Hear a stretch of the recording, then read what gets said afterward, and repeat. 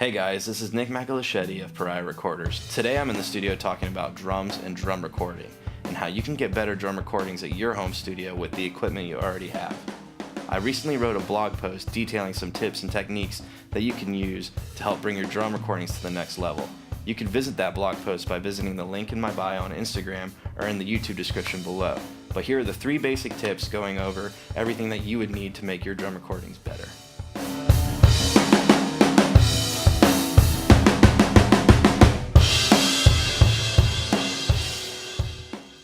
Tip number 1 is tune your drums. It sounds like a super basic tip, but it can be a lifesaver in a session. You want to try different tunings. You want to tune your snare up or your snare down. You want to deaden it or make it more live sounding, have more ring to it.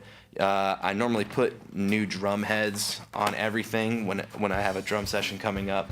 I use the Remo coated Emperors on everything. Sometimes you want to try different snares on different songs. Acrolite, Superphonic, wood drums, whatever. It really gives a different flavor for each song. And that's another important thing, is you want to try to tune the drums to the song if you can. You at least want to tune the drums to your room, because every room sounds different and drummers hit the drums differently, and you get room modes that will ring out, and you kind of want to taper those and kind of find the best spot in your room for the drums. And that all comes down to tuning the kit and getting the drummer feeling good in the room that he or she is in, and that you can finally get a good recording take, because I'm a firm believer in the fact that you need to fix everything at the source and not later in the mix, because if it sounds bad going into a microphone, it's going to sound bad coming through the playbacks.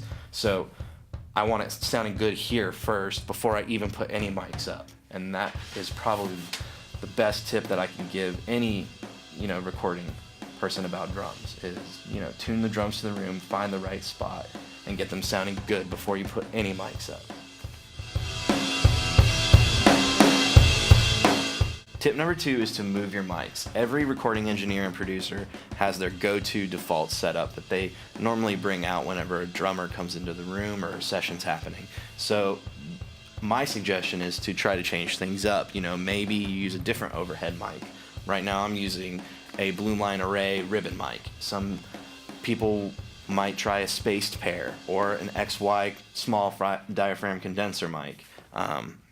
Or you might want to try to do Glenn John's technique, which I go over more in my blog post, all the different overhead techniques. But not everything needs to be close mic'd. I mean, sometimes producers and mixers, they pull close mics out of the mix because they're just not needed when you have a good overhead mic or a good room mic. I'm using this as my vocal mic right now, but this would also make a great room mic. And if you put it 3 feet in front of the drums, right over by the tom and the snare area, it's gonna sound great. I mean, that's how a lot of Motown records were made, with one mic. So just my advice is to try something different when you're stuck and you're trying to make a cool drum sound. Don't be afraid to experiment with broken cymbals or new cymbals or old heads, putting T-blankets on your toms or your snare drum, trying to deaden things or trying to liven things up by removing some blankets or removing some carpet in your studio. That's also a good way to liven things up. But just try different things. There's no rule. I mean, that's what makes recording drums so fun, is that there's all these different variables and we can change them. And we can have different sounding drums, and that's what gives us a unique sounding thing. And using less mics can mean more. So it can make a bigger drum sound literally by using less mics because of phase relationship, which I talk about in the next tip.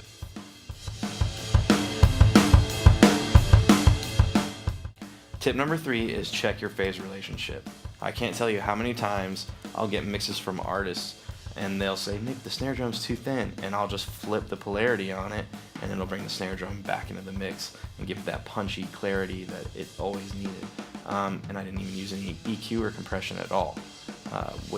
What's going on is that when you have multiple mics on a drum set, you're getting your snares hitting your overheads at a different time as the close mic, and you have to check those things. And the way that you do that is I normally take the left channel of the overhead mic and I solo it up and put it in mono, and then I bring in the snare mic, or I bring in the tom mic, and I check it against the overhead, and then if I flip the polarity and things sound fatter and punchier, then that's more in phase. If not, sometimes there's not a change, and that's okay. You just keep rolling, or you move your mic until you get the desired effect. And drums can be out of phase, and they can be cool. A lot of people use phase align plugins, and I'm not a big fan, but you can try those if you want. I'm kind of more of a believer in making the mics kind of have a cool vibe, whether they're perfectly in phase or not. I mean, you're never going to have a perfectly in phase drum set. That would just be not possible unless you line everything up, but then it just sounds kind of weird. But yeah, I mean, the most important thing is just to get it vibing and have a good feel with your drum set. There's no problem with having a little bit out of phase snare or a little bit out of phase kick drum, but if that's what you want. The thing that's going to help the most is having a great drummer playing a great sounding drum set into a great song with a great drum part. That's what's going to give you a truly great drum sound, whether there's one mic or 12 mics on it. It's going to translate and be amazing. So remember that when you're going and writing drum parts and recording drum parts, and have fun with it and experiment. And that's what recording drums is all about. It doesn't matter if things are out of phase or in phase, or if something's broken or a cymbal's broken or a snare drum isn't tuned right. If it sounds cool, then go with it.